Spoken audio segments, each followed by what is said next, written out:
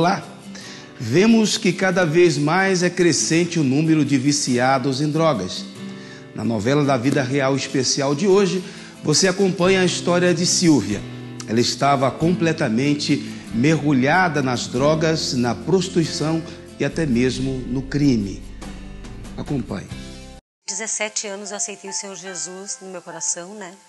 E com 28 anos eu tive algumas decepções, olhei para o homem, né? Tirei os olhos da cruz, comecei a olhar para o homem e resolvi deslocadamente me afastar dos caminhos do Senhor.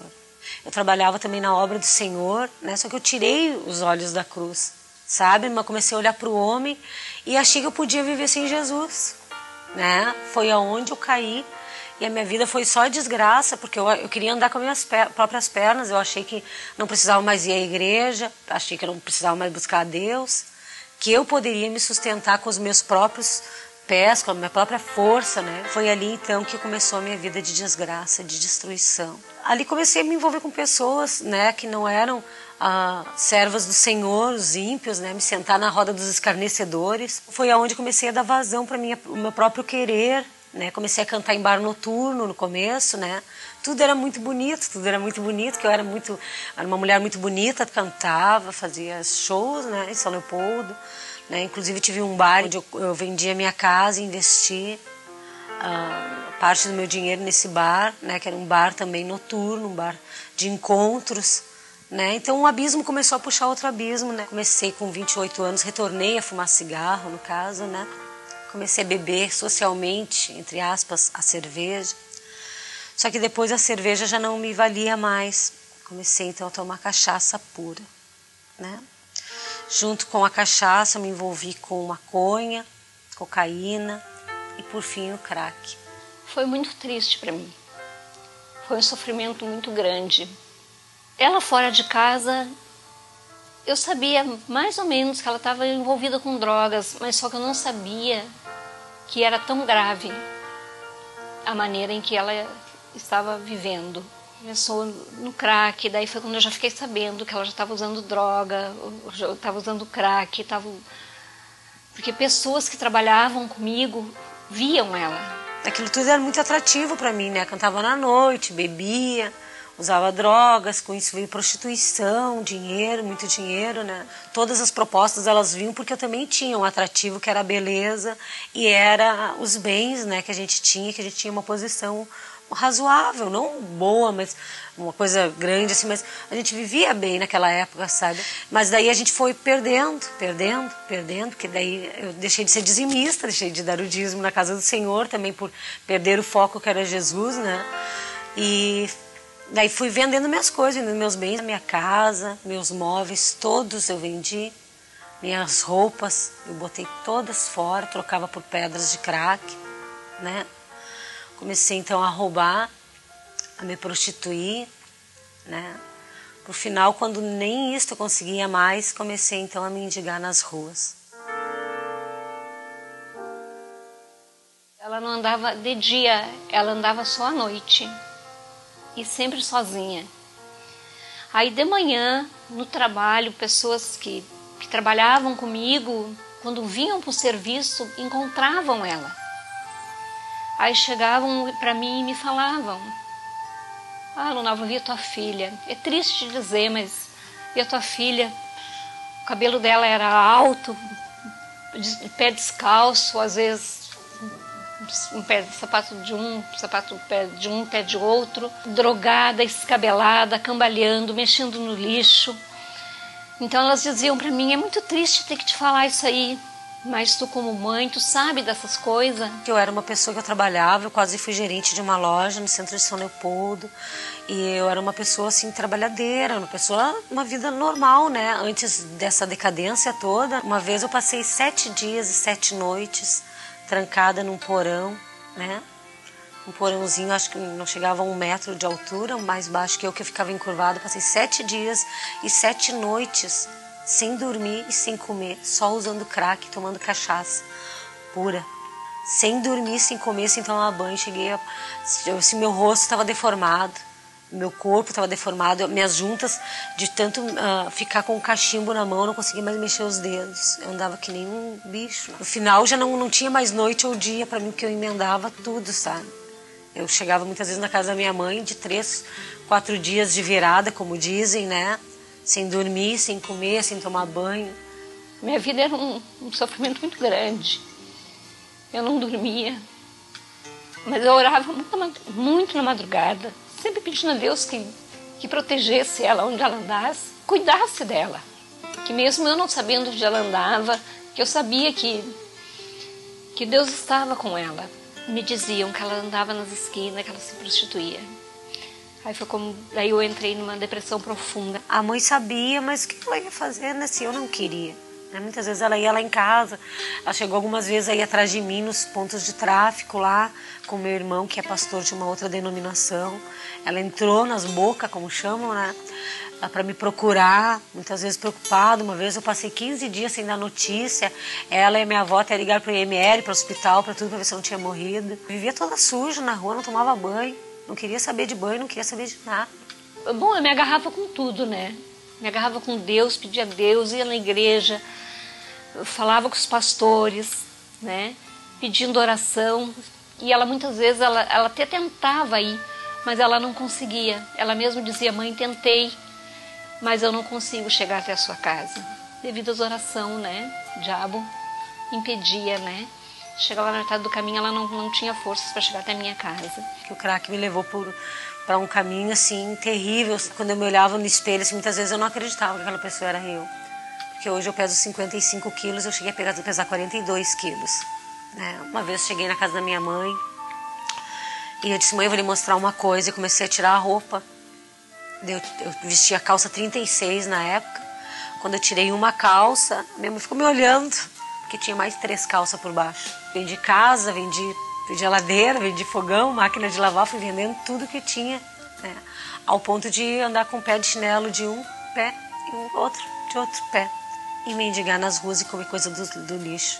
Quando não dava roubo, dava prostituição. Quando não dava prostituição, dava roubo. Não aguentava mais viver da forma que eu vivia. Quando Sílvia entrou para a prostituição, sentiu que a sua vida estava sendo completamente invadida pelo inimigo. O tráfico, assim, ele vive em torno da prostituição. Existem bocas de tráfico que são sustentadas só através da prostituição. Meninos que fazem ponto. Uma vez eu fui presa em uma casa que tinha 17 menores. Só eu e mais uma outra moça de maior. Então aquilo ali tudo foi me afligindo, irmão. Aquilo ali que no começo era bom, era legal, mas aquilo ali foi entrando em choque no meu coração, porque eu vi coisas horríveis. Eu vi uma menina morrer com 17 anos com 2 tiros no rosto, por causa de droga, por causa de dívida de tráfico. O que o diabo fez comigo, assim, até onde ele me levou, e eu não conseguia me levantar. Às vezes passava meses e meses, que às vezes ela me ligava, porque eu não sabia nunca onde encontrar ela. Eu procurava ela, porque eu não dormia de noite.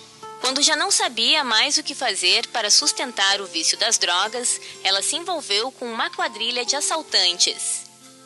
No assalto, onde eu estava junto. Não fui eu a autora do assalto, mas eu não tive escolha a não ser concordar diante do juiz que tinha sido eu. E era a palavra da vítima e a minha diante do juiz, sabe? E depois eu sofri algumas ameaças também das pessoas que estavam envolvidas. E então eu optei por concordar com o juiz que havia sido eu, para não morrer, para não ser morta, né? Pelas pessoas com quem eu estava. Então eu fui parar na cadeia no dia 10 de abril de 2009. Neste momento, Sílvia achou que sua vida tinha chegado ao fim. Mas Jesus nunca abandona seus filhos. Veja a obra que ele preparou para resgatar Sílvia das mãos do inimigo. Eu tinha feito um propósito com Deus 3 dias antes, de não mais, de tentar mudar de vida, sabe, irmã? Procurar uma igreja, né? Dia 7 de abril de 2009, eu tentei procurar ajuda, assim, não consegui. Minha mãe esteve lá em casa, eu me escondi dentro de casa. Ela tinha que ir a audiências e eu não sabia nem aonde encontrar ela para avisar ela, para ela responder o processo, né? Várias vezes ela me ligava e dizia, mãe, eu tô cansada dessa vida, eu não quero mais essa vida. eu quero me entregar. Daí ela me ligava e dizia, mãe, hoje eu estou neste lugar aqui, a senhora vem me buscar, pega um dos meus irmãos, porque eu quero me entregar. Eu não quero mais continuar nessa vida. Só que daí, quando eu chegava lá, eu já não encontrava mais ela.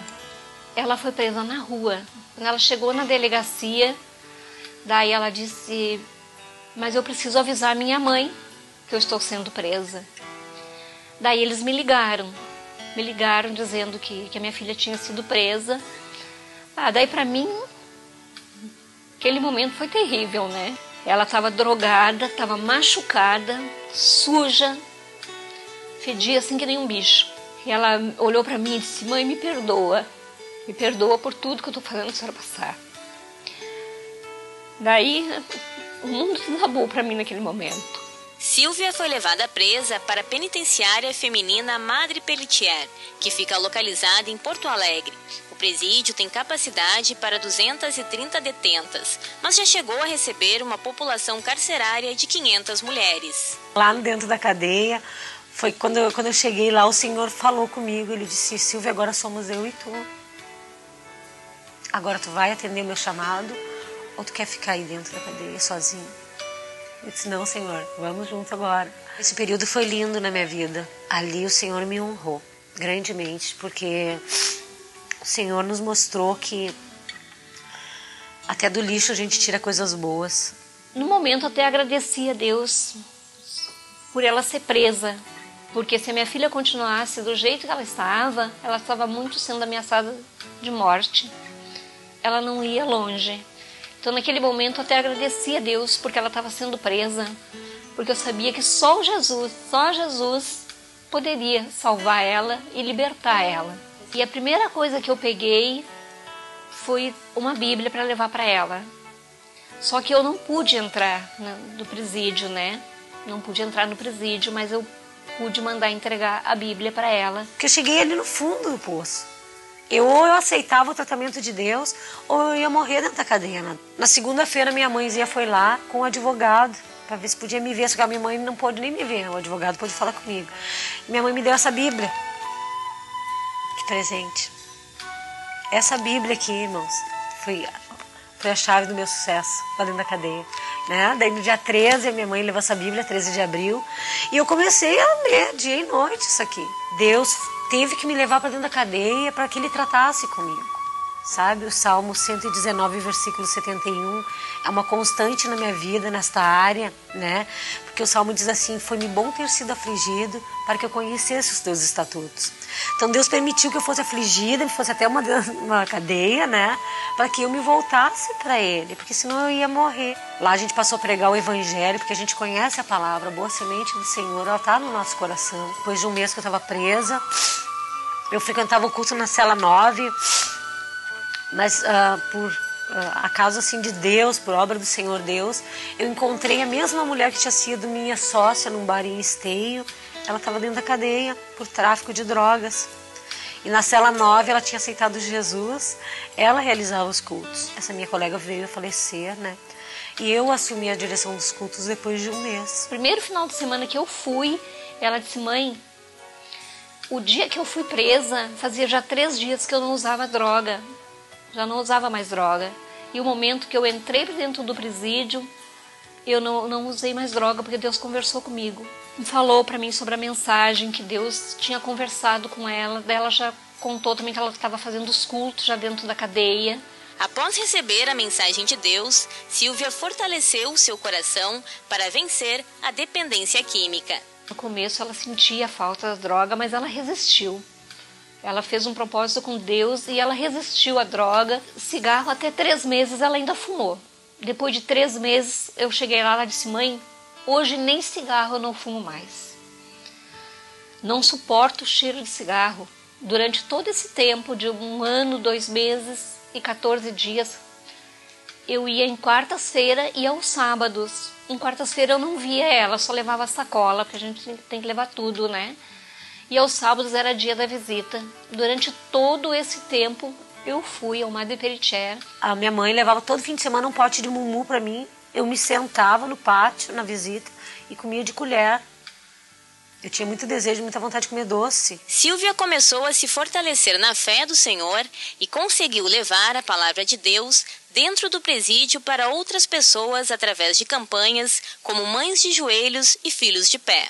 Essa campanha eu fiz dentro da cadeia, onde nós botamos o nome das mamães lá, com os filhos viciados, filhos traficantes, filhos presos, filhos alcoólatras.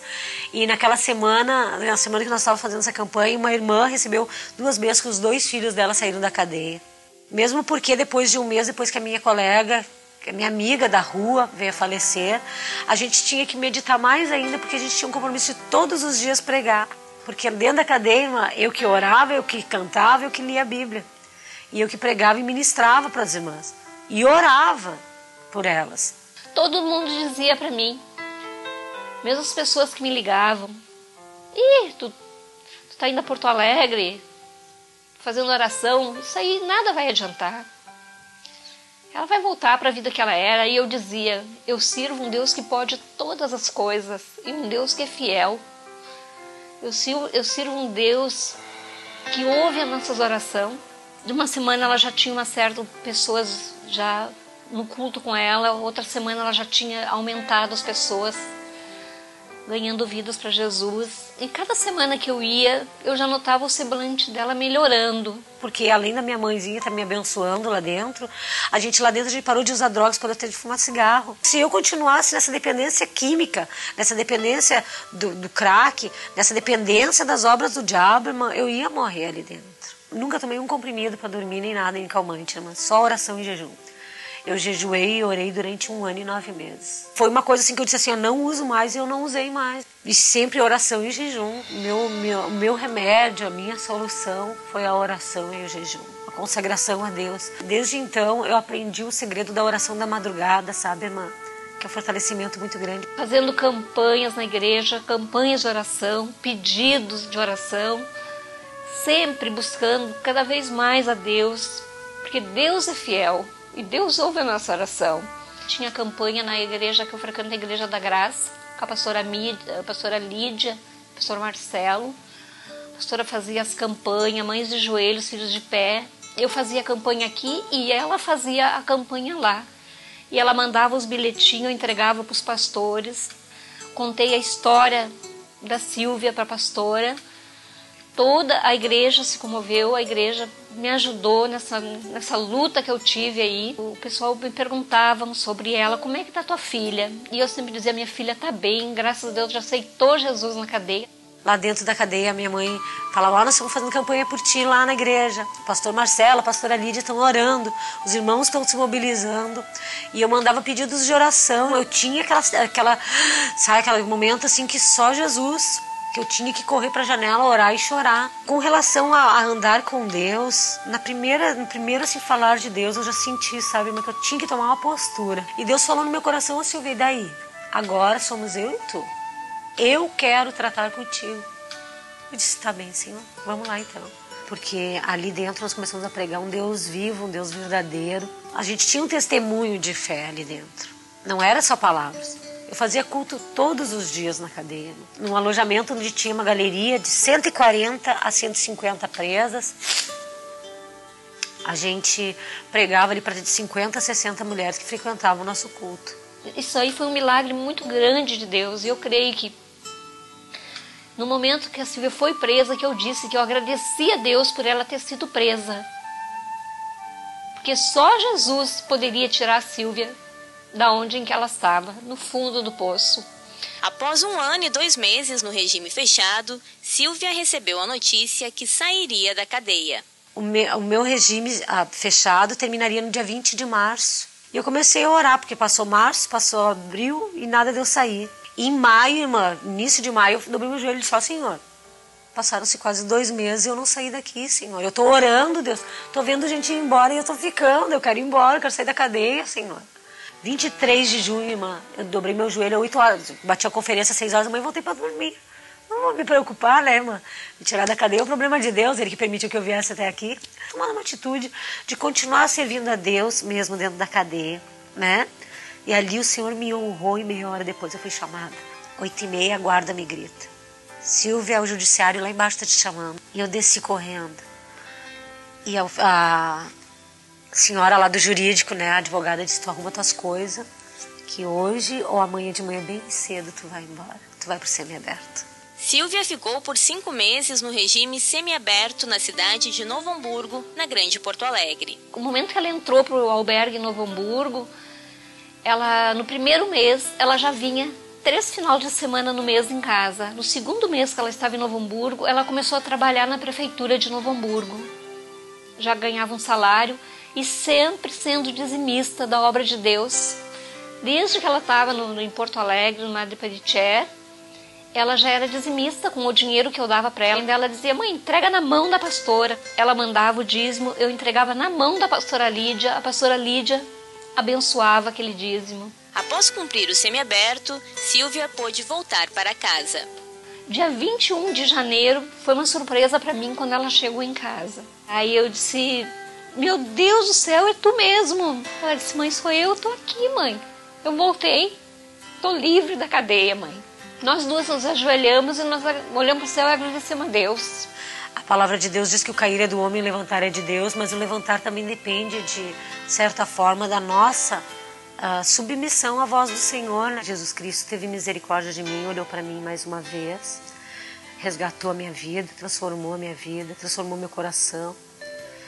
E hoje eu trabalho numa loja passando roupa, não uso mais nenhum tipo de drogas, moro com a minha mãe, não ando mais com chinelo de um pé e um pé do outro, né? Jesus transformou a minha vida, não fumo mais cigarro, não bebo mais nenhum tipo de bebida alcoólica, porque isso não alegra o meu coração, nem o coração de Deus. Hoje a Silvia é uma bênção, a Silvia trabalha, ela passa roupa, ela faz comida, ela limpa chão, é da igreja para casa, da casa para o serviço, mora comigo, é convidada em várias igrejas para dar o testemunho, e aonde ela é convidada, ela vai testemunhar o testemunho dela. E foi um propósito que ela fez com Deus. Meu contentamento é o contentamento do Senhor e é servir a Ele. Sirvo ao Senhor na Igreja da Graça em São Leopoldo, onde estou fazendo o curso Agrade, né? Servindo a Deus. Digo para todas as mães que têm um filho, assim como eu tive a minha filha, 14 anos no mundo das drogas, que não desista.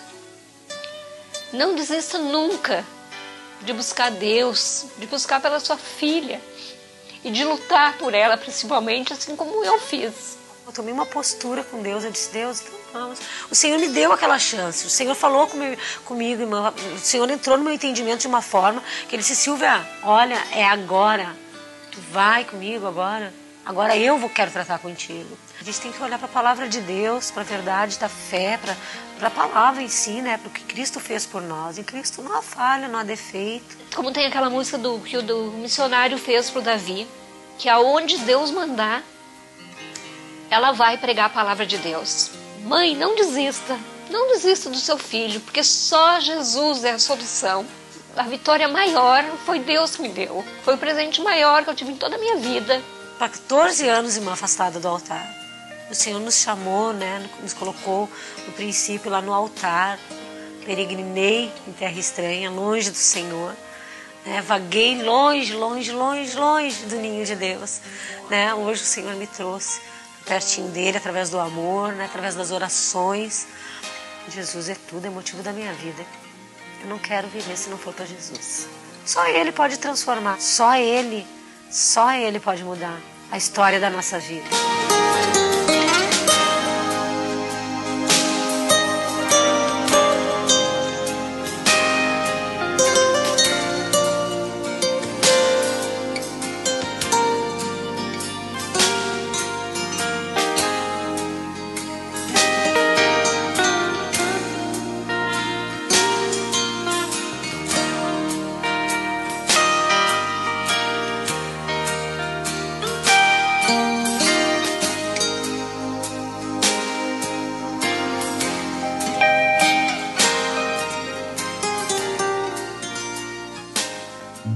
Que linda essa história! Se você conhece alguém que está na mesma situação que Silvia se encontrava, peça a Deus que a visite. Em Mateus capítulo 9, no final do versículo 13, diz que Jesus veio para chamar os pecadores e não os bons. Ele veio para chamar a Sílvia, eu, você e esta pessoa que você acha que não tem mais jeito. Para Ele tem. E esta pessoa vale ouro para Deus. Então, não abra mão desta pessoa. Continue orando para que ela se abra para receber o grande amor de Deus. O amor que nos livra do pecado. Viva o amor de Cristo e até a próxima.